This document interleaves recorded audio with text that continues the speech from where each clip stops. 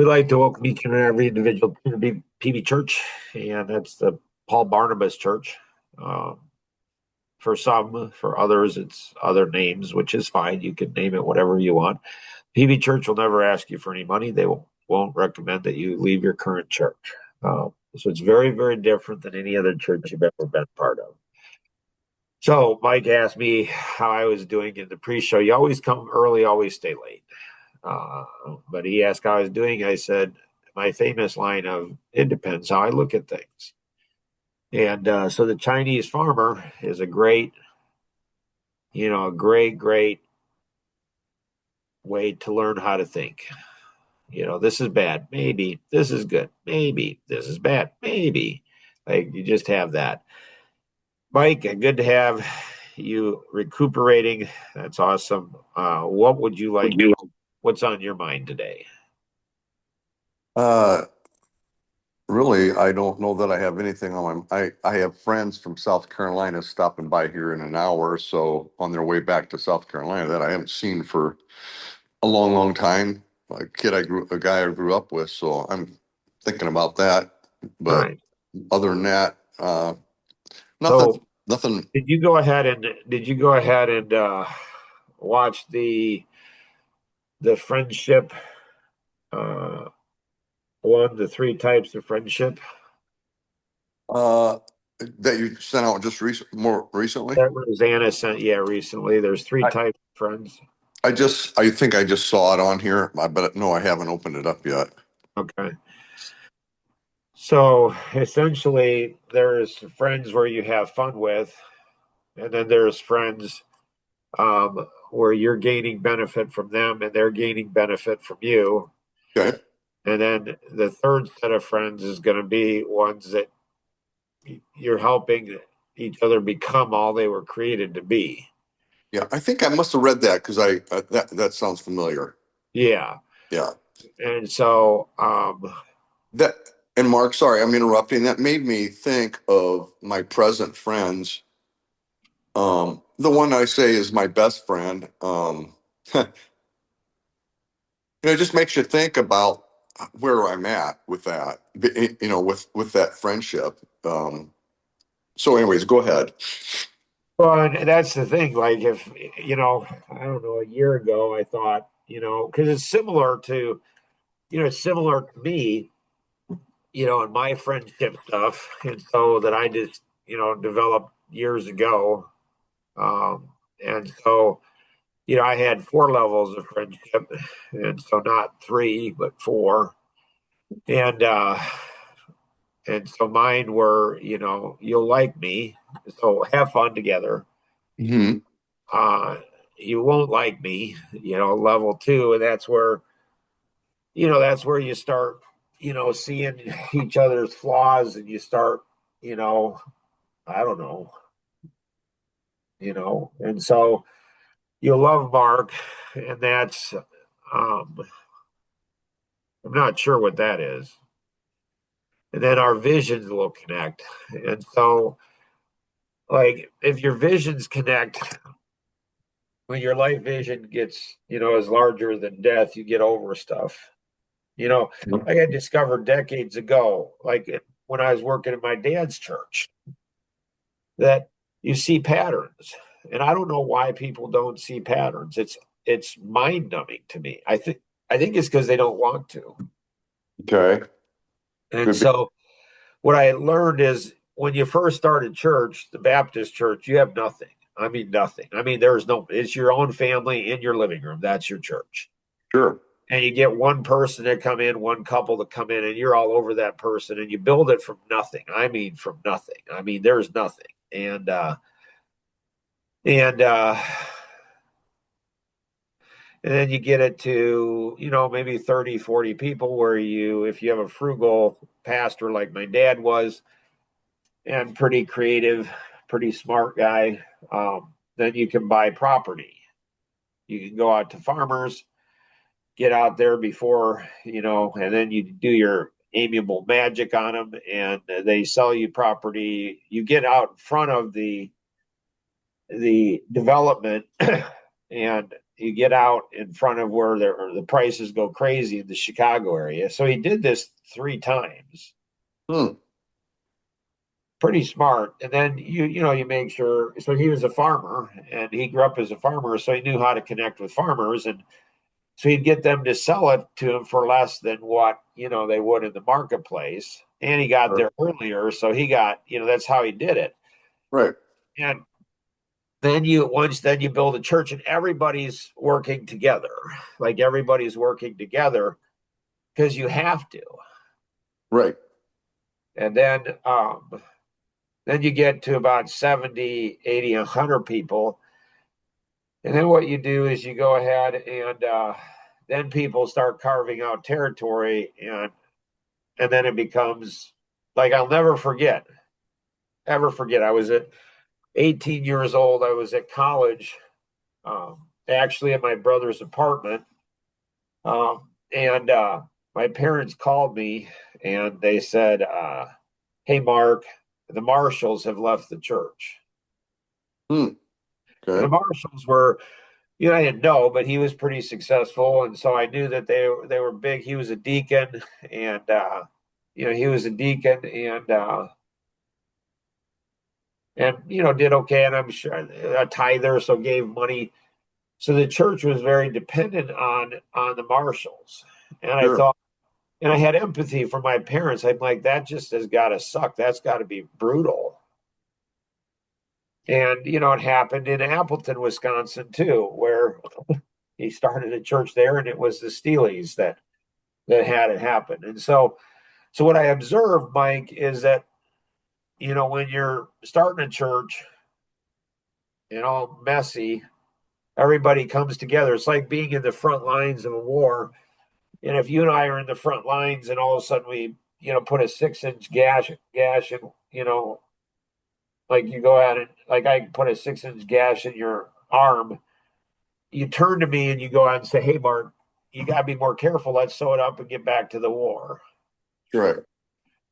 But you and I are in the officer's tent. We bump each other in coffee spills. We might get into a fist fight. Huh. Yeah. I mean, that's very familiar with um, the church Jerry and I started attending when it was in its infancy, and everything, we ended up buying 40 acres a Yeah, farm from a farmer. yeah.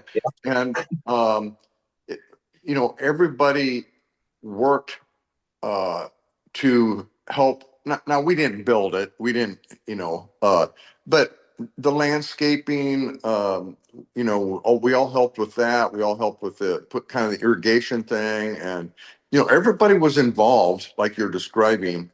And then it slowly transitioned to and I was on the deacon board as well, and so I saw this firsthand.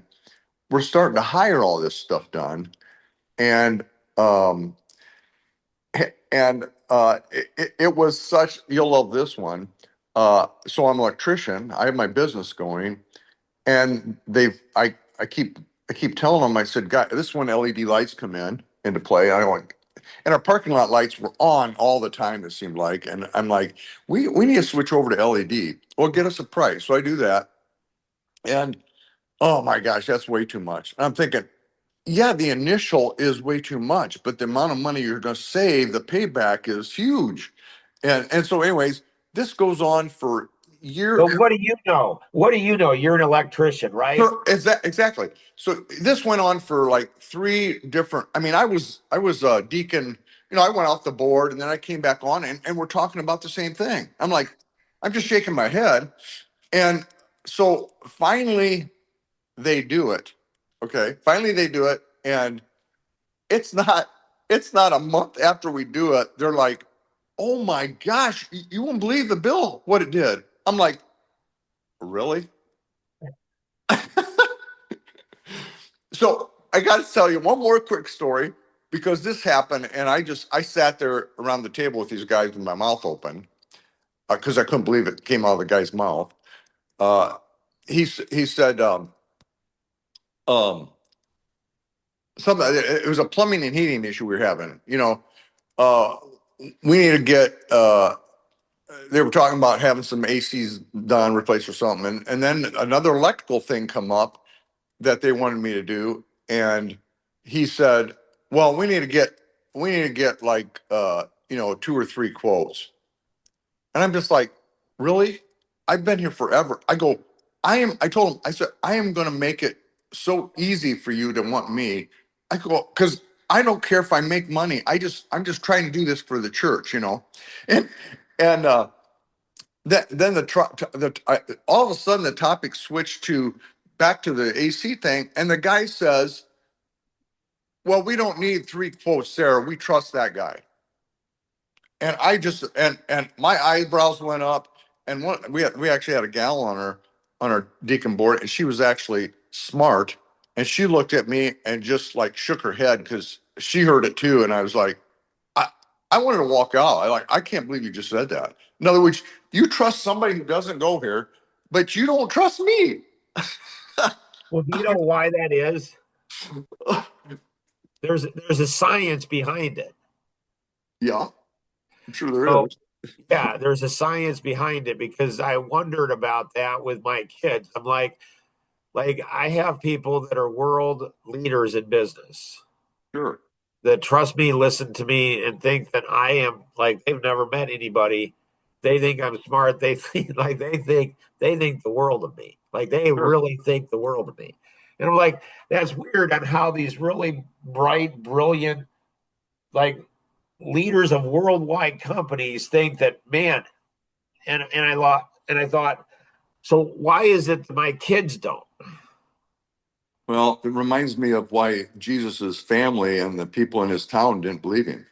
A prophet's never honored in their own country. That's You never correct. get this kind of discussion in church, in a regular church. That's why PB church is so different because intuitively you can't bring this stuff up.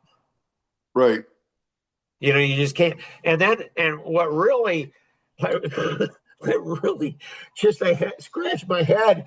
And they go ahead and they say, we want you to feel safe. And it's like, the only way to be safe is to give money, not create any ripples, don't ask Right. any hard questions, definitely don't challenge anybody.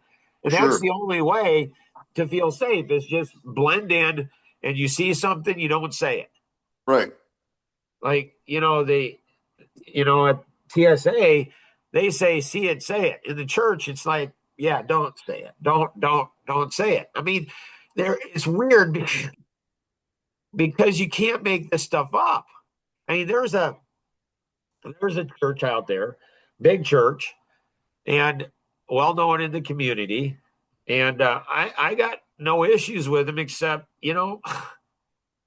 it's like, really? How can you guys not see this? So there's a family going to the church, and, they now have 7 kids. And, the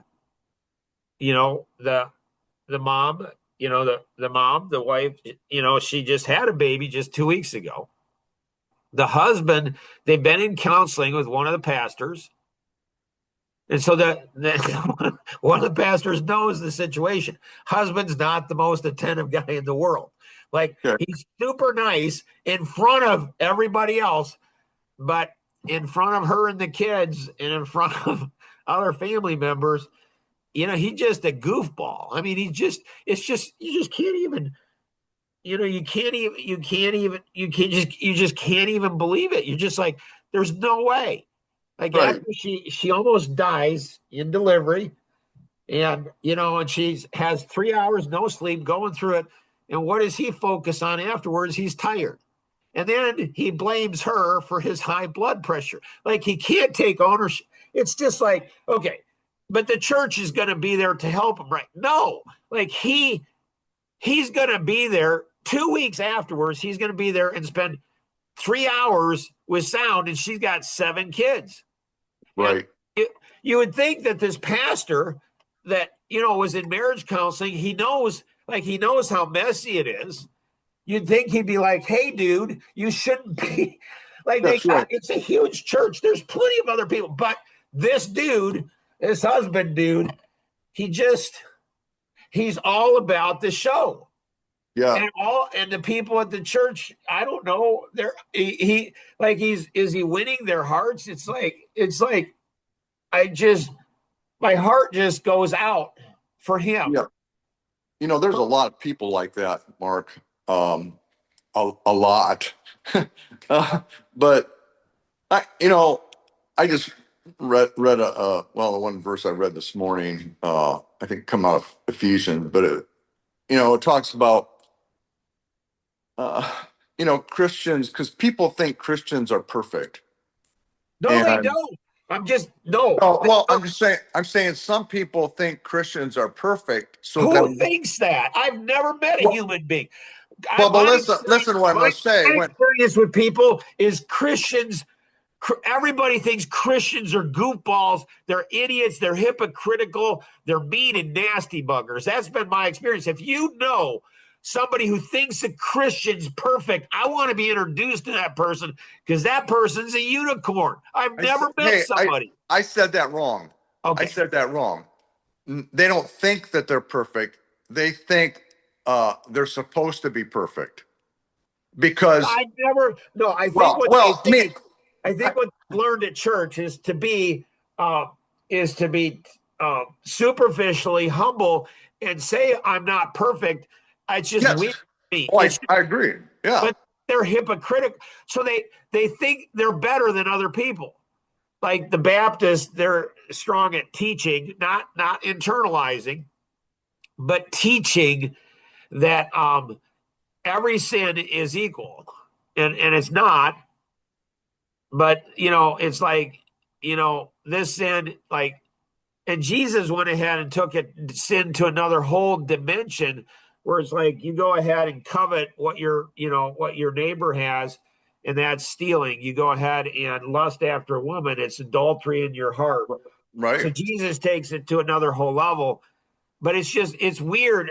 Christians use their words rather than their actions to say things and do things. Rosanna, what would you like? Oh, let's close the loop on what I discovered at home. So, like my kids, my wife, family members, they see perceived faults in me, weaknesses. They see something. Now, when I say perceived, the perception might be true or might not be true, but in their own mind, it's true. So my kids, which three of them, they're just, I don't know, two of them especially are just messed up. But really, are they any more messed up than the people who go to church? At least they're honest about it. Right. At least they're honest. And so, but it's like, so there's perception. So at church, so I'm a driver personality. At church, they train Mark really fast. Like you go to the membership and there's 30 people in membership and there's four pastors that get up and say you can ask any question you want. There's not one question. Not one question. I have 30 questions from the three, weeks of I have Sure. 30 questions, and I know I can't ask even one because if I do, because it's not a safe church, and it's deception, it's delusion. It's like they're delusional, and it's like they're not safe, but nobody will tell them they're not safe. And if you go ahead and do tell them, then they'll just shrug it off, and they'll just go ahead and they're like Hamas, and they'll Right. go ahead and use my wife and my children and my grandchildren is human shields. And so that's how they get people like me to go ahead and fall into compliancy because they're going to mistreat, they're going to ostracize my wife, children, and grandchildren. It's just like, it's just, it's just crazy. It's just absolutely, it's insane. Uh, so, Rosanna, uh, what do you have for today? I was reading the text that went out and talking about your gifts. And I've been wondering for a while. I always thought my gift was the gift of serving. So what happens when, you get to the point where you just can't can't serve like you used to. You don't have the energy. You don't have the, maybe you don't have the, the, I guess just don't have the energy to do so. How do you, how do you serve others in a different capacity? So I don't know, probably 30 years ago, I saw people getting older, my parents and other people. And I'm like, if you serve physically when you get old, when you get older, it's harder because your body, theoretically, your body goes before your mind does. In normal human beings, that's how it happens. Your mind can be sharp. My grandmother died when she was 99. She was sharp as a tack. Like, but so you're theoretically your mind. And so your mind and experience, and so you can serve, but you don't serve physically because we're getting older. We just are. And so we can't go ahead and serve. So you find other ways to serve rather than the physical. Rosanna, you sound exactly like my wife. She is so good at doing exactly what you do. I mean, and I'm just amazed at how she does it. But uh, she's 67 years old, and I can see it's slowing her down. But I'm just wondering if you can become, and I haven't even mentioned this to her, and she probably wouldn't accept it, but be more of a teacher at doing what you do and help get delegate a little bit more so that you aren't doing all of it. And that's when it comes to staying at a lake like next weekend, 4th of July, man, it's huge where everybody's coming. There's a lot to do. And finally I told Jerry, I said, you can't do it all. I go get our daughter-in-law, get all these people to come. And even one more step beyond that. Now I'll be quiet.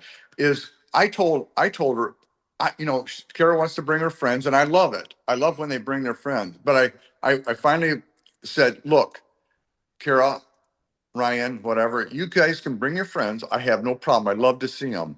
But you need to do some of the cooking. You need to do some of the cleanup. I'm not putting all these toys away, all these water mats and everything else. And you say goodbye, and I got to deal with all this stuff. So, anyway, so that's kind of how we started to handle the amount of work on just a weekend. But I don't know. Does that make sense, Rosanna?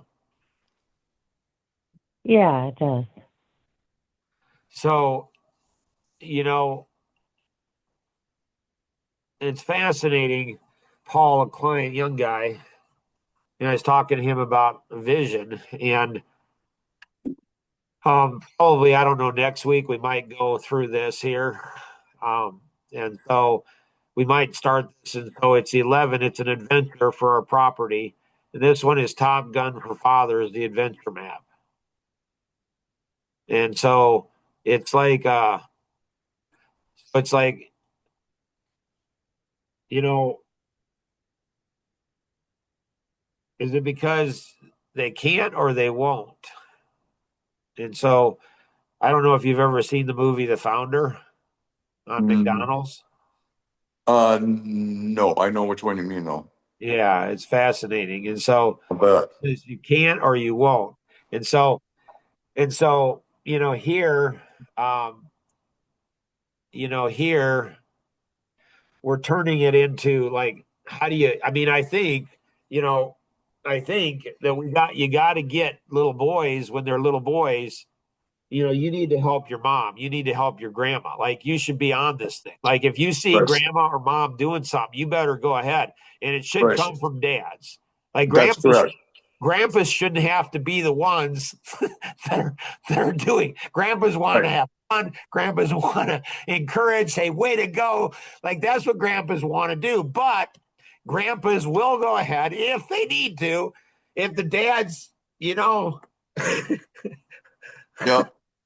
if a dad's not doing what he needs to do, and the grandpa understands, listen, dude, like I feel bad for you because your sons aren't going to respect you, and men want respect, but you got to earn it as a man. You just don't get it because you're a dad, and it's not enough just to put it on the food on the table.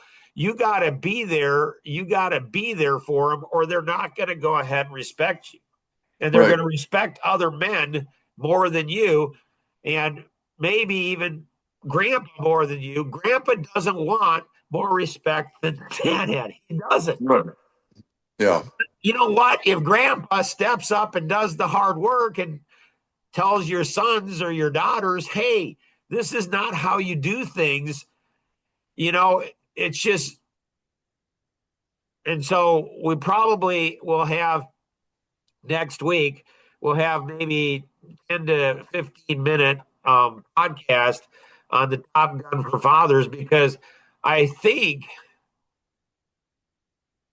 I don't know if it's the energy drinks. I don't know if it's the alcohol. I don't know if it's the high potent marijuana and weed. I don't know if it's the internet. I don't know what it is, but something's getting into these poor men, and they're like boys. Yeah. They are like boys, and you know, and so I think, Mike, like the white male, the Christian white male over 50, or white males in general, I think, even Christian or not, I think the Christians ones, they might be goofballs. If you're a Christian white male over 50 and you haven't figured out you're not that good of a person, the world doesn't revolve around you. You're not entitled to things. Like if you haven't figured that out as a white, Christian male over 50, you know what? It's best for you to just continue to go to the church you're going to and feel good about yourself. Don't hang around me. Just Right. don't because it's not going to be a pretty experience for you. I'm just telling you right now, it's just not. But I think, Mike, there's like I feel like at times I feel helpless. Like I feel I like I thought this next generation were going to come up and do it. In my own family, they're struggling with it at best, failing epically, in some situations. And so, but I think what we need to do, Mike, is we need to create a movement of the white male over 50 because, I'll never forget a guy, Peter Schmidt. He was an amputee. He's like 70 now. This was maybe 20 years ago. And he wanted to be an international speaker and author. And I've been an international speaker and author, and I didn't even want to be. Like it Yeah. didn't Right. want to be. He wanted to be, but he Okay. wouldn't do the things that or needed to become that. And I couldn't understand it. And Daniel Kwok, who is from South Korea, or his dad was, he's a missionary's kid. And he says to me, he says, Mark, he says, I can explain. Peter's right at the Coffee Connection. And he said, I can explain why this is. And I'm like, I don't understand. He says he wants to do something, but then he won't do what's necessary to do what he says he wants to do. And he says, I can tell you why that is. He's in his 20s and I'm 50. And he's like, okay, well, yeah, I'm hoping. He says, well, you're not going to like what I have to say. I'm like, but I'm pretty fine. He says, the white male, over 50 is lazy. And it's the first time I was introduced to the concept, but I realized, like my dad, he worked hard physically, but maybe not so much relationally. Okay. Spiritually, that's up to God, but Sure. relationally, yeah, not the most engaged dad. Not did that, and I started to see how the white male over 50 is lazy. I mean, they are, and so I think what we need to do, Mike, is start a movement of the white male over 50 because they have a lot of power, a lot of influence, and they just like there's this. I'll leave with one final story. There's over in Africa, there were three rogue elephants, like they were teenage elephants, and they were going through and destroying all the villages. And they brought in these animal psychologists, all the experts, and they couldn't figure out how to do it. They tried to stop these teenage rogue elephants from doing it. And they're like, yeah, we can't do it. They kept doing it, kept going through the villages, putting people's, lives at risk. And they're like, well, we're going to have to kill these three, teenage elephants. And this old tribesman guy, this old grandfather, great grandfather, he says, "Oh, I know how to fix that." And they're like, "Really?" And he's like, "Oh, yeah." And they're like, "Okay, how do you fix it?" He says, "Bring in an old elephant." And they did. And it worked Wow. because the old elephant somehow kicked the ass of the teenage elephants and said, "Listen, Right. you don't understand this. You think you're big and strong and you can run over huts and these little tiny people. You think you can do it. They've got guns. They can kill you. I became an old elephant because I'm smart. You're not. You're going to die if you go ahead and continue." And it worked. And it's like, That's dang, good. that's what you and I need to be, is some old elephants and just Yep. kick butts of these young guys. We can start off in pickleball. Like, Yeah. Well, that's a good point. I like that story. That's good. right. So always remember, everybody, we have some fun on PB Church, and hopefully, share this if you have the courage. Share this with a pastor. Like, share it. We'd love to have pastors come on, and we'd be nice to them, really nice to them. We wouldn't have a session like this. They have. I mean, my dad was a pastor. My brother's a pastor. Uncles, pastors think Mark doesn't. No, I have a heart for you. I just feel bad for you. I mean, I just do. I'm just like, it's just. Oh my goodness, so many stories. Anyways, always remember we can accomplish so much more together than we ever could on our own. Have an amazing day. Bye bye.